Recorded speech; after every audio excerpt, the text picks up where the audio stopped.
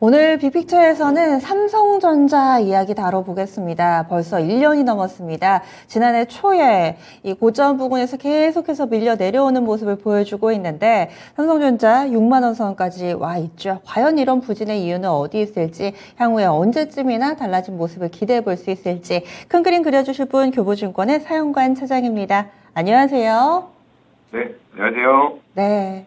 삼성전자, 실적도 잘 내고 있고요. 그리고 딱히 이렇다 할 악재는 없어 보이는데 주가가 너무 오랜 기간 동안 하락하고 있어서 도대체 왜 그럴까요? 글쎄요, 저도 잘 모르겠어요. 너무나도 이제 매크로적인 증시 환경이 어렵다 보니까 개인분들 삼성전자라고 하면은 우리나라 최고의 기업이자 정말 글로벌로 가더라도 최고의 기업으로 평가를 받는 기업이거든요. 그럼에도 불구하고 주가가 그러한 내용들에 연동이 되지 못하고 있습니다. 그래서 정말 주린이들이 코로나 이후에 엄청나게 많이 유입이 되었는데 그런 분들이 전부 다 삼성전자를 매수를 해놓고 정말 좋은 기업이다. 그러니까 주가 올라갈 거야 라고 생각을 했는데 지금 그렇지 못한 상황들이 계속 연출이 되다 보니까 정말로 힘든 상황에 처해 있는 개인분들이 상당히 많이 있다라고 느껴지고요.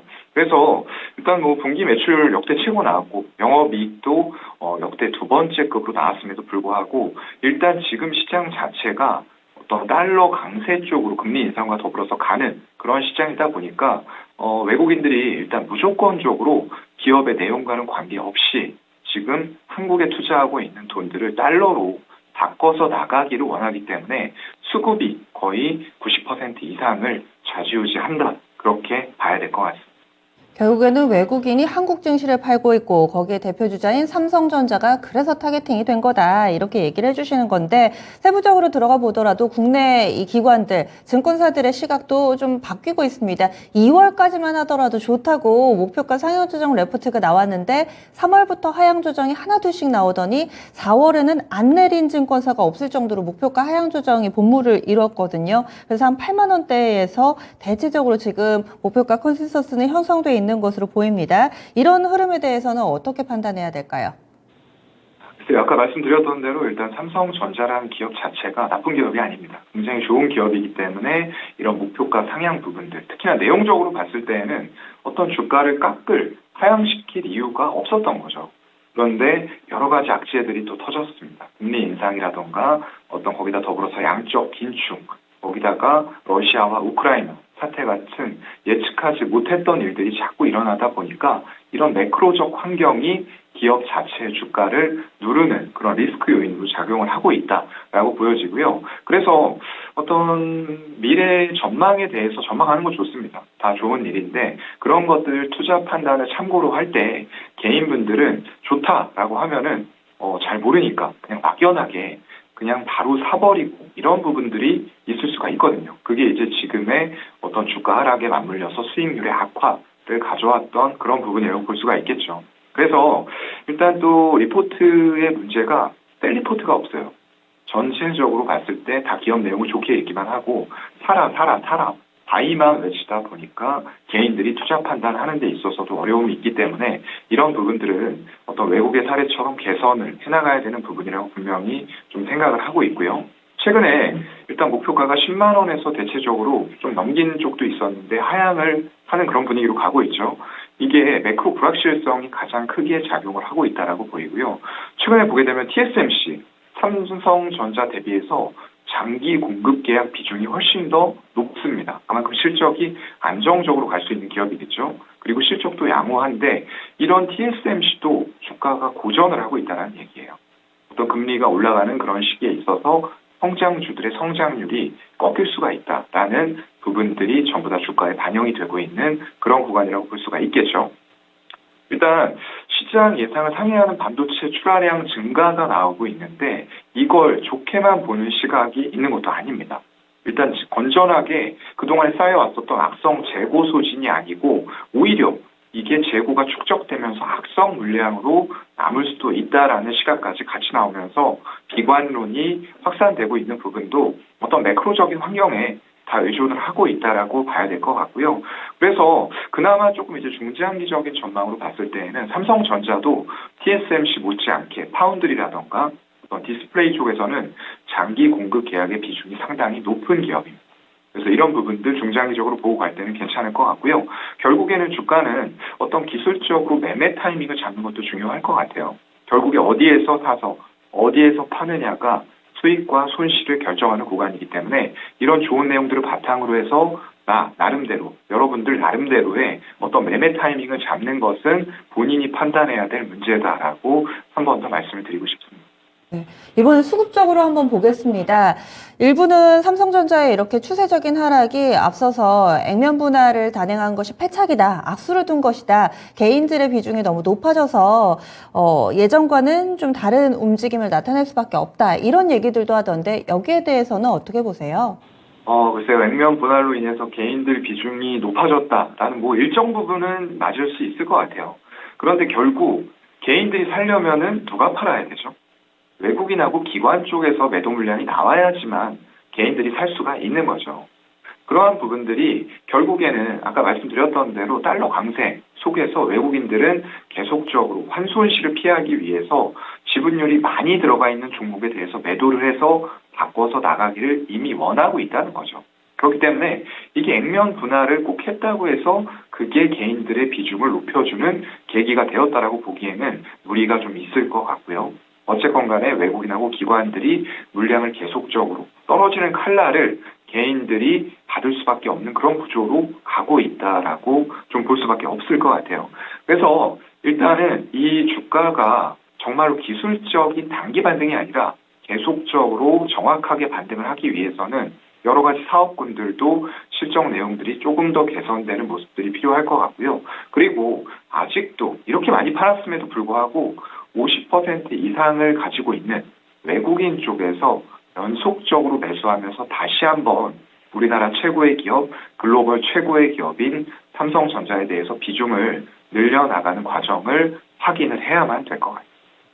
그러면 결국에는 실적이 좀 더 나아져야 된다, 이런 이야기들을 해주셨는데, 그러기 위해서는 아무래도 뭐 반도체라든지 이런 사업 부분이 나아져야 될 텐데, D램 가격 반등 뭐 작년 연말이나 올해 연초까지만 하더라도 2분기부터는 D램 가격 반등이 나올 거다라고 얘기를 했는데, 요즘 레포트를 읽어보면 그것도 좀 힘들지 않을까, 하반기 뭐 혹은 연말쯤에 나가야 되지 않을까라는 시각들까지 나오고 있습니다.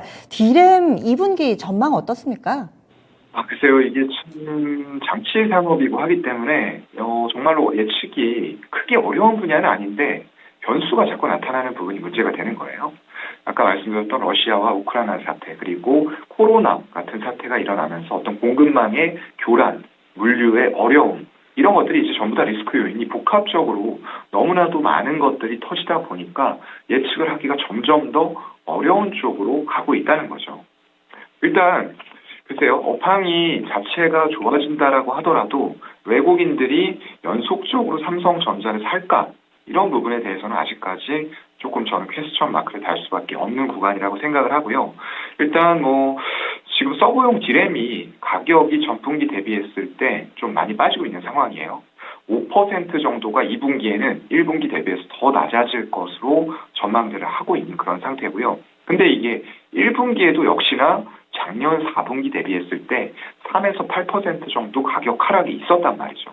그리고 상반기를 기점으로 해서 점점 더 개선돼가는 모습이 나타날 거다라고 예측을 했는데 그게 지금 맞지 않는 상황으로 가면서 주가도 힘을 쓰지 못하고 외국인들은 팔고 나가야 되는 상황에서 더 팔 수 있는 그런 상황이 돼가고 있는 거죠. 일단은 재고가 많기 때문에 고객사들이 구매에 적극적이지 않다라는 부분들이 가장 좀 중요한 포인트가 될 것 같고요. 가격 협상 자체도 굉장히 좀 루즈하게 흘러가고 있는 그런 상태인 것 같습니다. 일단 낸드 쪽을 보게 되면 그래도 조금 상황은 아직까지는 괜찮게 보시는 쪽들이 많은 것 같아요. 2분기에는 일단 가격이 상승 반전하면서 본격적인 가격 상승이 나타나는 거 아니냐라는 전망들도 나오고 있습니다. 네.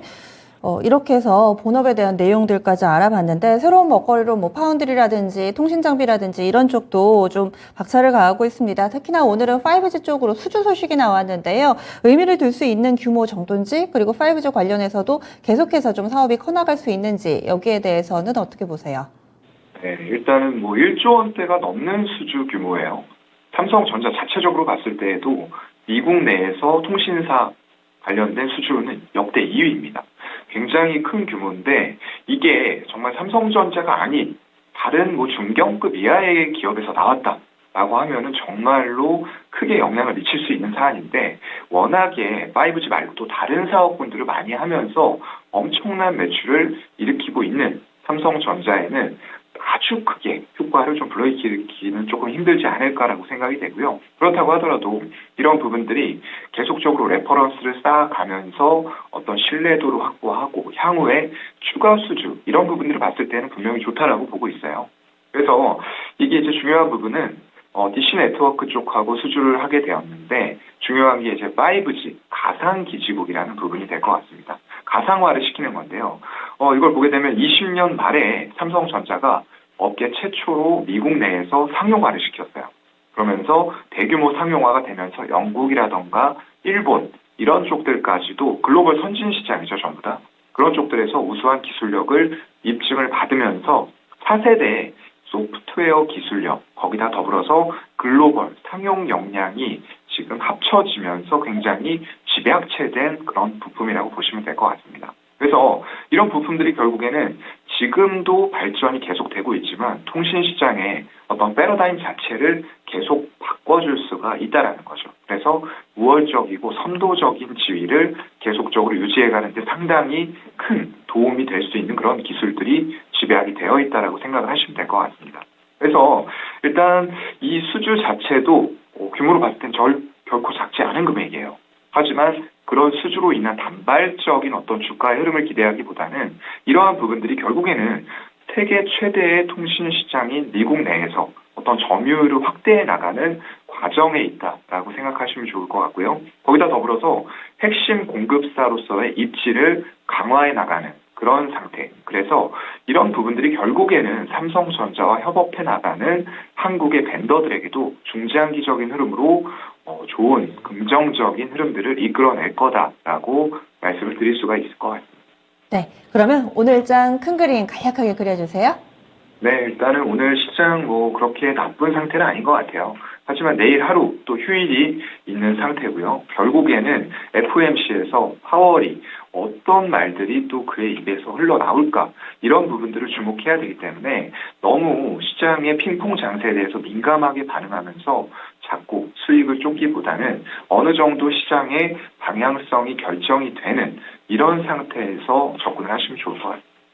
알겠습니다. 급할수록 돌아가야 되고 현재 상황 이럴수록 좀 더 여유 있게 시장 지켜보겠습니다. 말씀 고맙습니다.